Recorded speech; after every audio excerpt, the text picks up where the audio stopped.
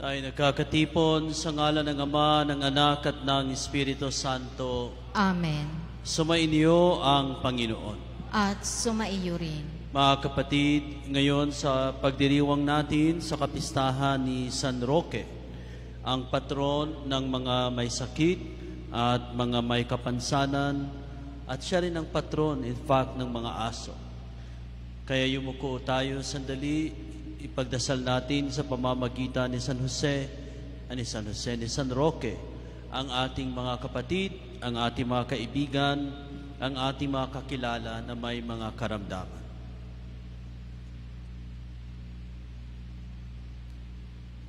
Aminin natin ngayon ang ating mga kasalanan upang tayo maging marapat gumanap sa banal na pagdiriwang. Panginoon, kaawaan mo kami. Panginoon, kaawaan mo kami. Kristo, kaawaan mo kami. Kristo, kaawaan mo kami. Panginoon, kaawaan mo kami. Panginoon, kaawaan mo kami. Kaawaan tayo ng makapangyarihang Diyos, patawarin tayo sa ating mga kasalanan, patnubayan tayo sa buhay na walang hanggan. Amen. Manalangin tayo. Ama naming makapangyarihan, ipagkaloob mong matularan namin ang pagkauliran ni San Roque na nagpunyaging makatulad sa dukha at mapakumbabang Mesiyas upang sa pagtahak naming matapat sa iyong pagtawag, marating namin ang hantungang inialok ng iyong anak sa pamamagitan ni Jesucristo kasama ng Espiritu Santo magpasa walang hanggan. Amen.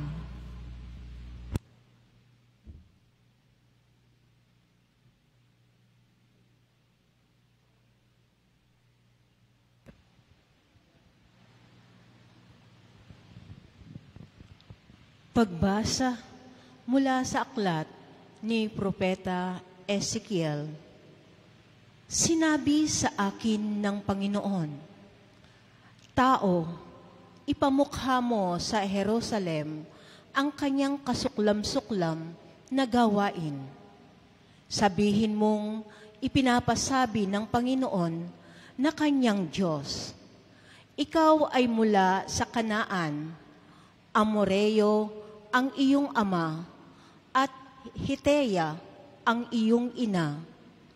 Nang ikaw ay isilang, hindi ka pinaputulan ng pusod, ni pinaliguan, ni kinuskos ng asin, ni binalot ng lampin.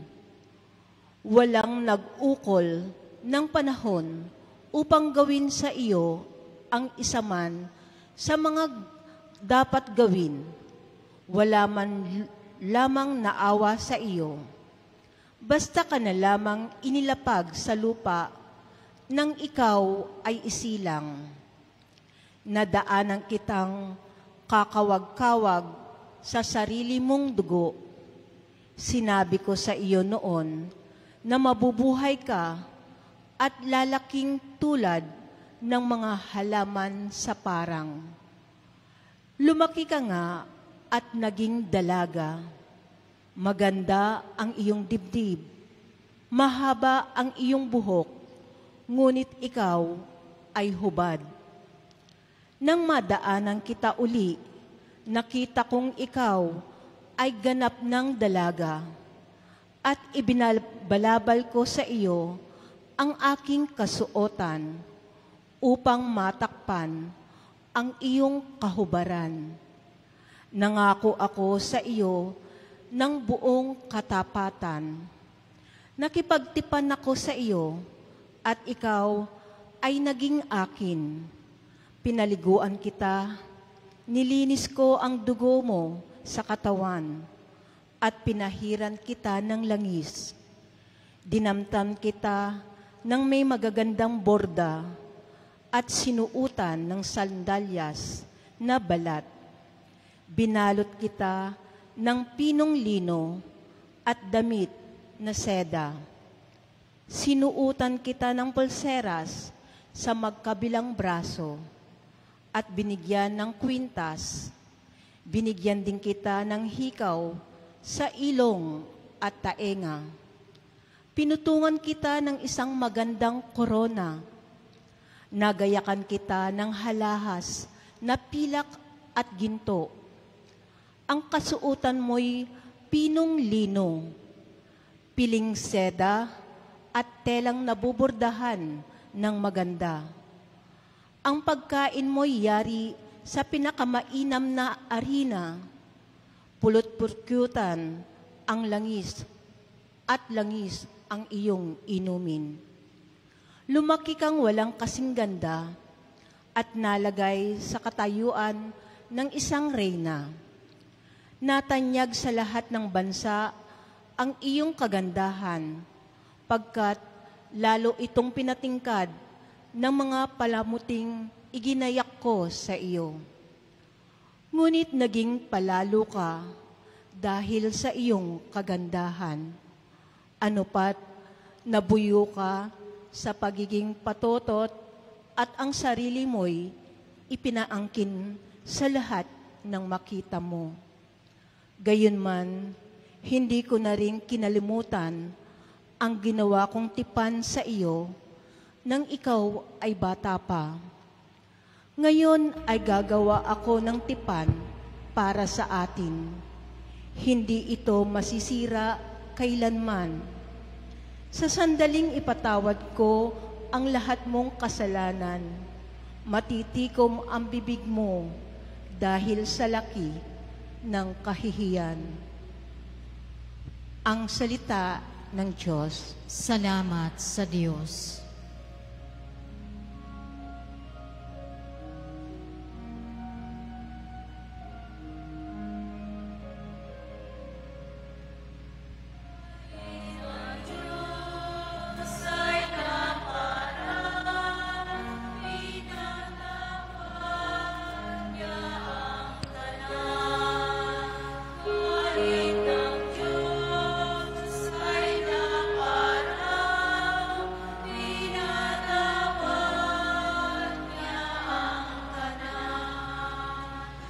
Ang Diyos ang siyang nagliligtas sa akin.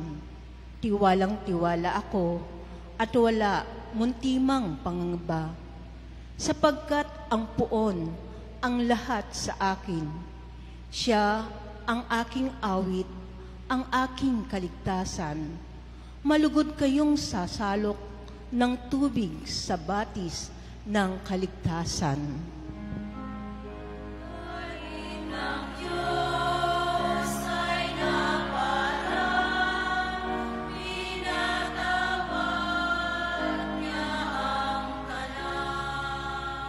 Magpasalamat kayo sa Diyos sa puon. Siya ang inyong tawagan. Ipaalam ninyo sa mga bansa ang kanyang ginawa. Ipahayag ninyo ang kadakilaan ng kanyang pangalan.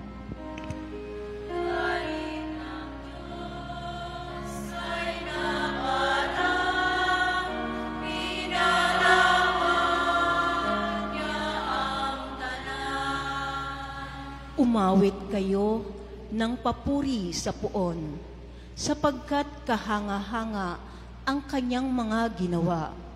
Ipahayag ito sa buong daigdig. Mga anak ng Siyon, umawit kayo ng buong galak, sapagkat nasa piling ninyo ang dakila at ang banal ng Israel.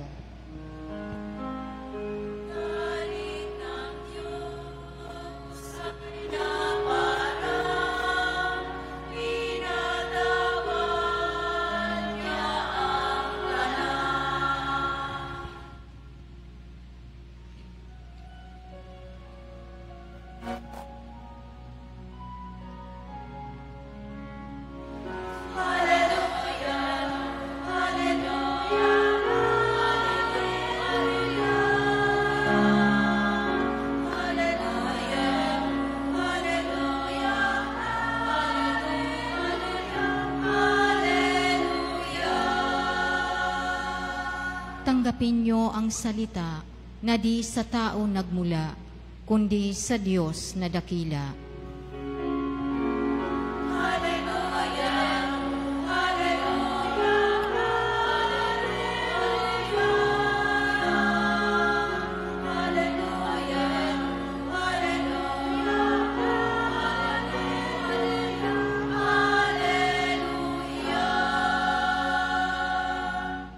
Sumainyo ang Panginoon.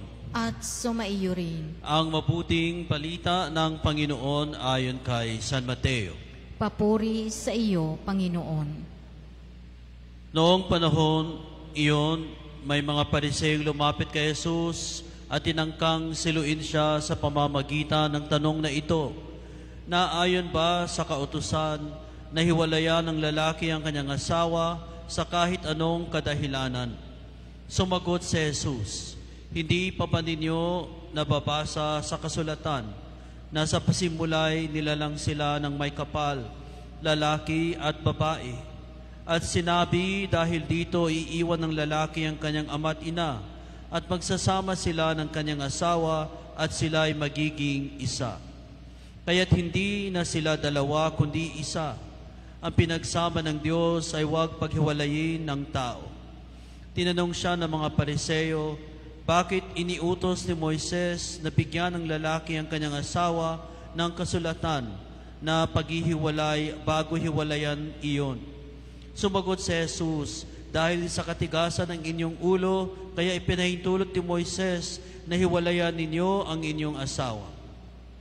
Subalit hindi gayon sa pasimula. Kaya sinasabi ko sa inyo, sino mang lalaking humihiwalay sa kanyang asawa sa anong kadahilanan ay liban sa pakikipag-apid at mag-aasawa sa iba ay nangangalunya. At ang pag-aasawa sa babaeng hinihiwalayan ay nangangalunya rin. Sinabi ng mga alagad, kung gayon po ang kalagayan ng lalaki sa kanyang asawa, mabuti pang huwag nang mag-asawa. Sumagot si Jesus, hindi lahat ay makakatanggap ng simulaing iyan, kundi iyaong galing sa pinagkalooban ng Diyos. Sapagkat may iba't ibang dahilan kung bakit may mga lalaking hindi nakakapag-asawa. Ang ilan dahil sa kanilang katutubong kalagayan, ang iba dahil sa kagagawa ng ibang tao ay nagkagayon sila. Mayroon namang hindi nag-aasawa alang-alang sa ikauunlad ng paghahari ng Diyos. Ang makatatanggap ng simulaing ito ay tumanggap nito. Mga kapatid, ang mabuting balita ng Panginoon. Pinupuri ka namin, Panginoong Hesukristo. Magandang gabi po sa ating lahat. Ipinaalala sa atin ng ating Ebanghelyo ang kabanalan ng sakramento ng kasal, ang sakramento ng matrimonyo. Narinig natin sa ating pagbasa kung paanong pinagdugtong ng Diyos ang dalawa, walang hindi makapaghihiwalay nito. Alam nating lahat na ang kasal ay isang bukasyon. Hindi lahat ay tinawag sa buhay pag-aasawa. At dahil ito ay bukasyon, ito ay tawag mula sa Diyos. Ang Diyos ang gumawa ng paraan upang ang dalawa ay magkakilala at sila'y magmahalan at sila'y bumuo ng isang pamilya ayon sa basbas ng Panginoon. Kaya naalala ko ang aking nanay. Ang aking nanay ay kapag may mga kasalanan yung aking tatay, ay talagang naririnig naming lahat kung paano iniisa-isa ng nanay ko ang mga kasalanan ng aking tatay. Minsan, pag nakikinig ako sa nanay ko, pakiramdam ko ang tatay ko ang pinakamasamang tao sa mundo. Pero, paulit-ulit mang ililitan niya ng nanay ko ang mga kahinaan ng tatay ko, naggugulat din naman ako at nagkaroon sila ng 12 mga anak. O, di ba? O. Pakiramdam ko minsan kapag galit ang nanay ko, ang kanyang pinakasalan ay pinakamasamang tao sa mundo. Pero, naging 12 din naman ang kanilang mga anak. Ipinaalala sa akin ang katotohanan ito na kapag nagmamahal ka, kilalang kilala mo ang iyong minamahal. Kilala mo ang kanyang mga kalakasan at alam na alam mo ang kanyang kahinaan. Pero sa gitna ng kanyang maraming kahinaan, araw-araw nagpapasya ka na mamahalin ang taong ito. Kaya nga, maski paulit-ulit na sinasabi ng nanay ko, ang mga kahinaan ng tatay ko, hindi sila naghihiwalay. Wala yun sa lingwahe nila. Mag-aaway sila, kapag nag-aaway sila, in fact, yung tatay ko ay tahimik lamang. Yung nanay ko ay maingay, tulad ng marami sa inyo. Pero, ang nakikita ko doon ay hindi mag-asawang nag-aaway, kundi mag-asawang nagmamahalan. Alam mo yung kilala mo yung kahinaan ng bawat isa, pero tuloy lang kayo. Naalagaan yung mga anak, bumuo ng pamilya, hanggang namatay yung mga magulang ko, pero sila pa rin ang mag-asawa. Kaya mga kapatid, ipagdasal natin ang ating mga kapatid na nag-asawa at bumubuo ng pamilya.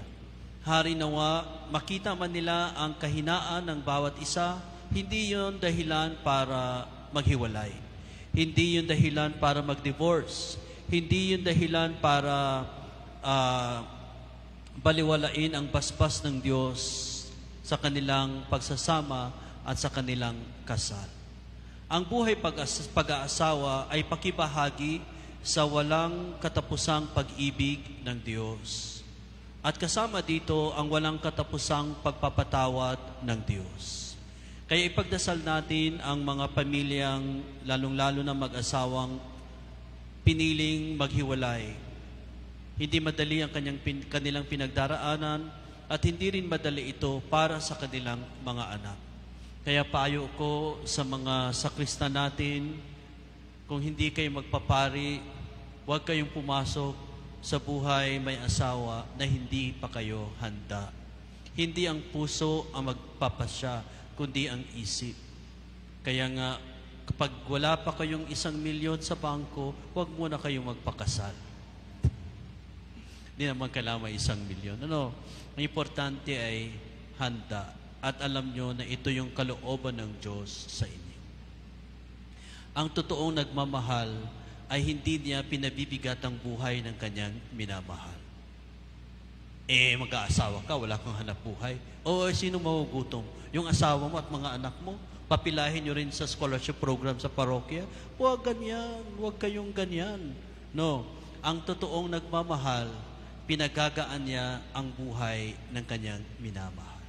Inaayos mo na niya ang kanyang sarili, nag-aaral mo na siya ng mabuti, abutin mo na niya ang kanyang mga pangarap dahil nga ang totoong nagmamahal ay pinagagaan niya ang buhay ng kanyang minamahal. Arte-arte kayo? Date kayo sa coffee shop ngayon? Pang-project nyo nga yung nariringgan ko lang yung mga matatanda kasi kaya nga kayo iba dyan nag-aasawa ng maaga Iba pa dyan, nagtanan pa, pinaaral tayo sa nagtanan. Kala maubusan ng lalaki. Tingnan mo. Naubusan ka ngayon ng naubusan ka ng dugo sa kaka-high blood mo sa asawa. But anyway, banal ang sakramento ng kasal, banal ang sakramento ng patrimonyo. Kaya alalahanin natin, ito ay kalooban ng Diyos. Hindi man madali minsan, pero lagi tayong aalagaan ng Panginoon.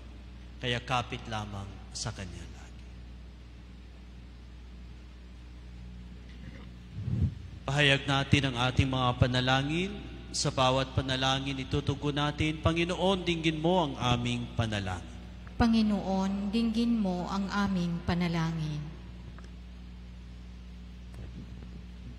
Ang simbahan, naway tunay na maituro sa kanyang mga miyembro ang totoong dangal ng kasal at tulungan ang mga mag-asawa na manatiling magkasama sa banal nilang buhay may asawa.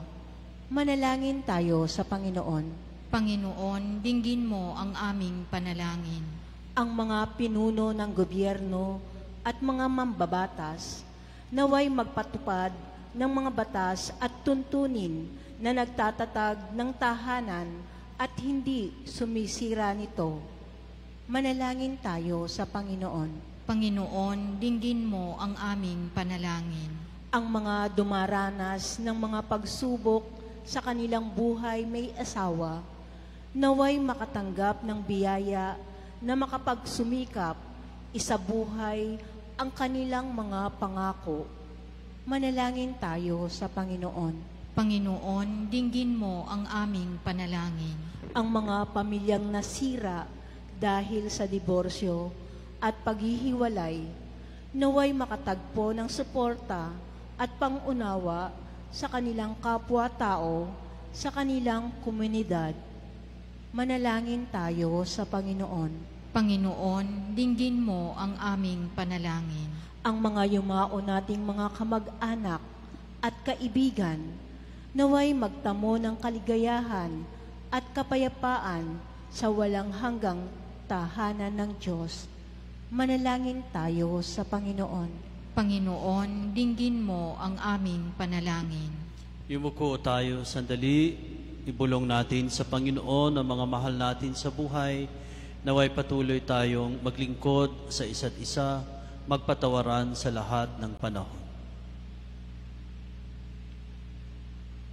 Pagdasal din natin sa pamamagitan ni San Roque ang mga kakilala natin na may sakit, may mga matintinding karamdaman.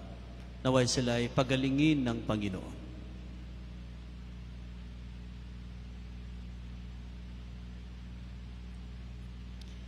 Inihiling namin ito sa ngalan ni Kristong aming Panginoon. Amen.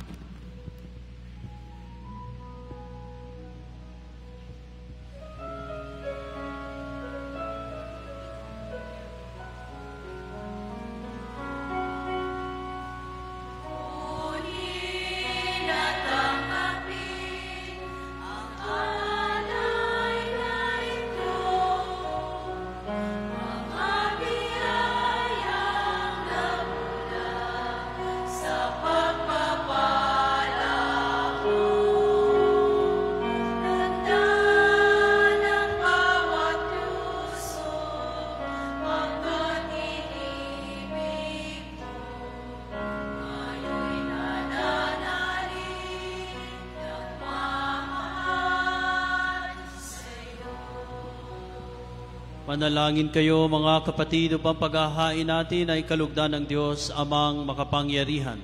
Tanggapin nawa ng Panginoon itong paghahain sa iyong mga kamay, sa kapurihan niya at karangalan, sa ating kapakinabangan at sa buong sambayanan niyang banal.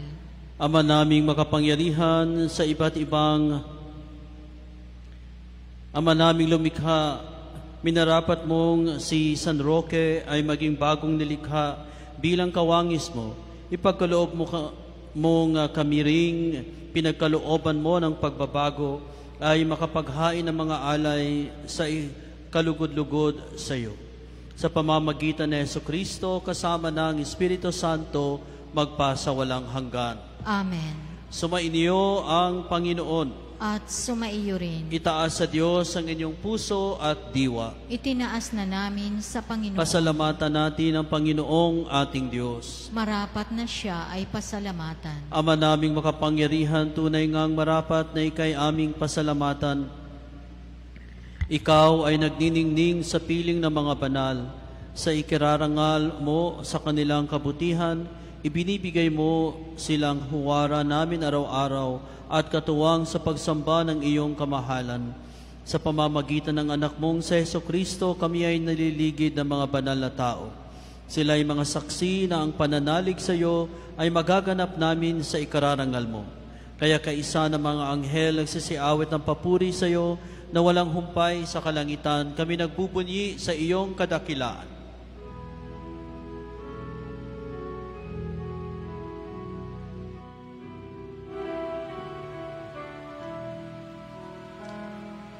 Santo, Santo, Panginoon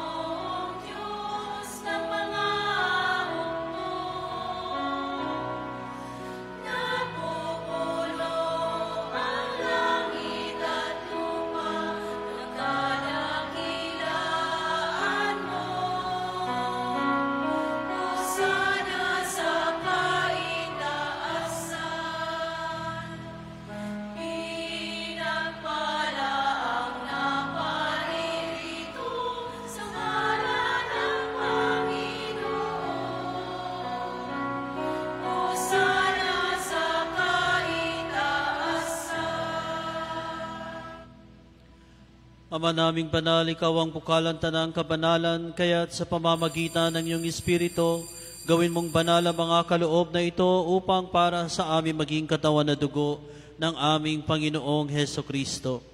Bago niya pinagtiis ang kusang loob na maging handog, hinawakan niya ang tinapay, pinasalamatan kanya, pinaghati-hati niya iyon, iniabot sa kanya mga alagad at sinabi, tanggapin ninyong lahat ito at kanin ito ang aking katawan, na ihahandog para sa inyo.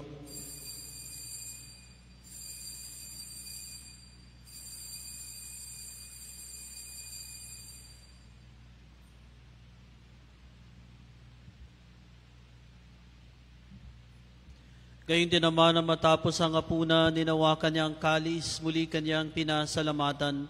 Iniabot niya ang kalis sa kanyang mga alagad at sinabi, tanggapin ninyong lahat ito at inumin ito ang kalis ang aking dugo ng bago at walang hanggang tipan. Ang aking dugo na ibubuhos para sa inyo at para sa lahat sa kapagpapatawad ng mga kasalanan. Gawin ninyo ito sa pag-alaala sa akin.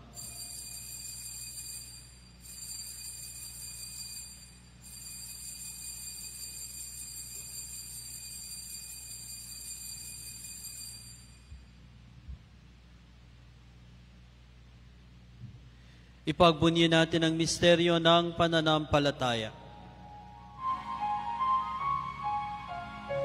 Si Kristo ay nunilain, sarili ay inihain, bilang pagkain inumin, pinagsasaluhan natin. Hanggang sa siya'y dumating, hanggang sa siya'y dumating. Ama, ginagawa namin ngayon ang pag-aalaala sa pagkamatay at muling pagkabuhay ng iyong anak. Kaya tinaalay namin sa iyo ang tinapay na nagbibigay buhay at ang kalis na nagkakaloob ng kaligtasan. Kami nagpapasalamat dahil kaming minarapat na tumayo sa harap mo para maglingkod sa iyo. Isinasamo namin kami magsasalo-salo sa katawan na dugo ni Kristo ay mabuklod sa pagkakaisa sa pamamagitan ng Espiritu Santo. Amalingapin mo ang iyong simbahang laganap sa buong daigdig, puspusin mo kami sa pag-ibig. Kaisa ni Francisco naming Papa, ni Roberto naming Obispo at ng Tanang Kaparian. Alalahanin mo rin ang mga kapatid namin na himlay na may pag-asang sila'y muling mabubuhay. Gayon din ang lahat ng mga pumanaw, kaawaan mo sila at patuloyin sa iyong kaliwanagan. Kaawaan at pangindapatin kaming lahat na makasalo sa iyong buhay na walang wakas.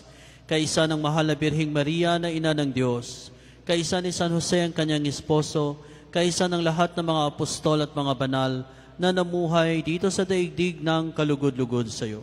May pagdiwang nawa namin ang pagpupuri sa ikararangal mo, sa pamamagitan ng iyong anak na aming Panginoong Heso Kristo. Sa pamamagitan ni Kristo, kasama niya at sa Kanya, ang lahat ng parangal at papuri ay sa iyo, Diyos, samang makapangyarihan, kasama ng Espiritu Santo, magpasawalang hanggan.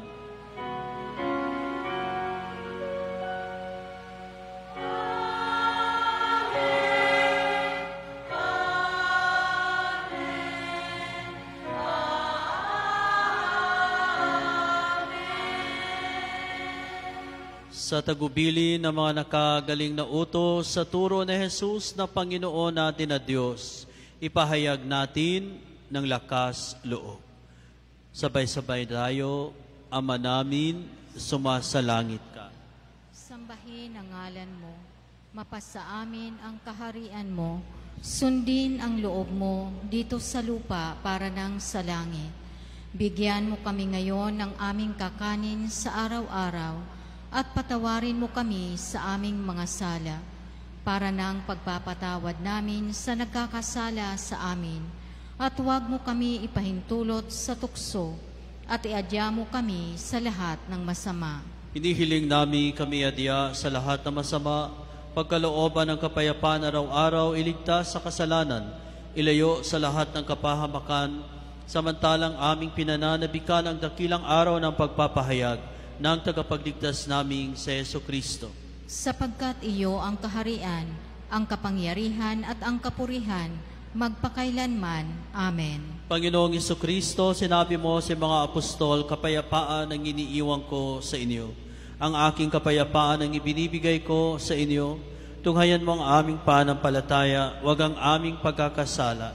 Pagkalooban mo kami ng kapayapaan at pagkakaisa, ayon sa iyong kalooban, kasama ng Espiritu Santo magpa sa walang hanggan. Amen. Kapayapaan ng Panginoon ay laging sumainyo. At sumaiyo rin. Magbigayan tayo ng kapayapaan sa isa't isa. Peace be with you.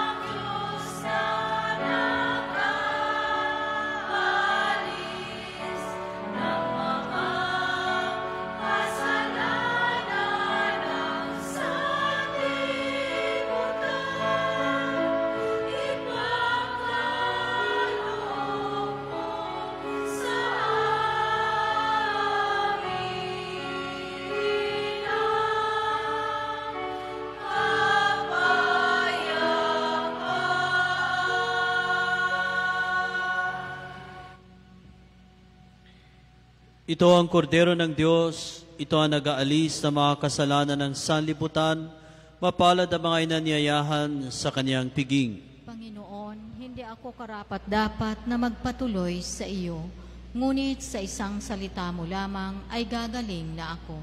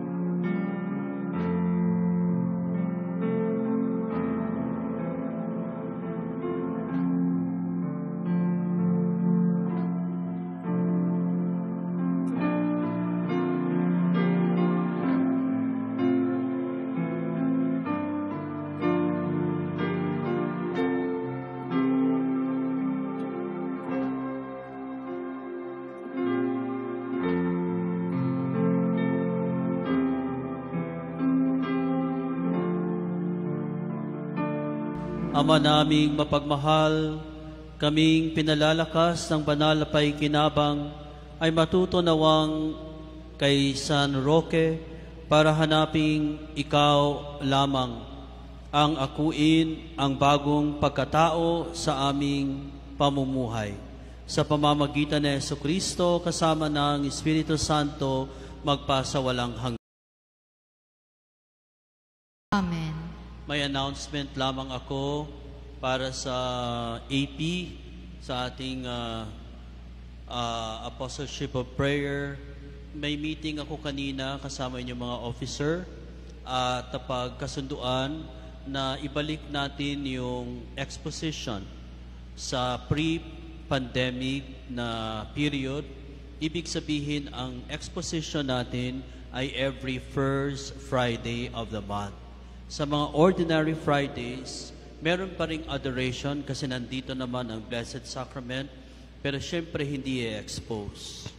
Pero ang Apostleship of Prayer, ang grupo ay patuloy sa pagnonovena kay Sacred Heart, pagnonovena tuwing every Friday. Pero kapag first Friday, merong exposition, merong pari. Nagyari yung every Friday ng panahon ng pandemic.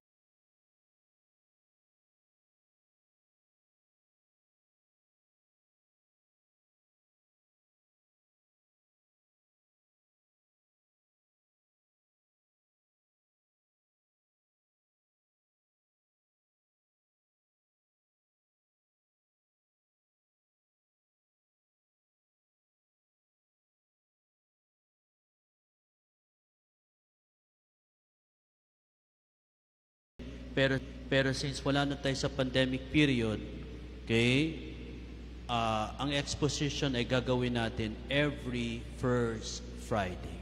Pero nandito pa rin kayo, Apostleship of Prayer, every Friday, kasi nga ang inyong responsibilidad ay ipagdasal ang simbahan at ang komunidad. May schedule na ibibigay ang inyong mga leader para sa mga prayer leader every Friday. Okay ba yun? Wala kayong magagawa. Nakapag-usap na kami. Sumainyo ang Panginoon. At sumaiyo rin. At pagpalain kayo ng makapangyarihang Diyos, Ama, Anak at ng Espiritu Santo. Amen. Tapos ang ating pagdiriwang, humayo kayo sa kapayapaan ni Kristo. Salamat sa Diyos.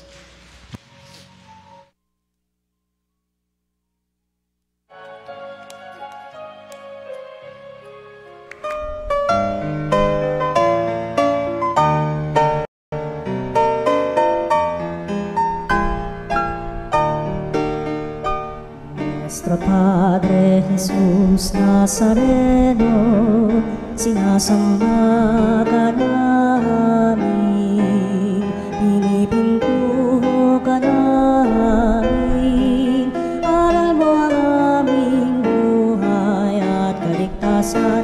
Nuestro Padre Jesús Nazareno, iligtas mo kami sa kamatayan. Ang krus mong pinamatayan ay sagisag ng aming kaligtasan. Nuestro Padre Jesus Nazareno, dinarangal ka namin. Nuestro Padre Jesus Nazareno, inulwalhati ka namin. Nuestro Padre Jesus Nazareno, inarangal ka namin. Nuestro Padre Jesus Nazareno, inulwalhati ka namin.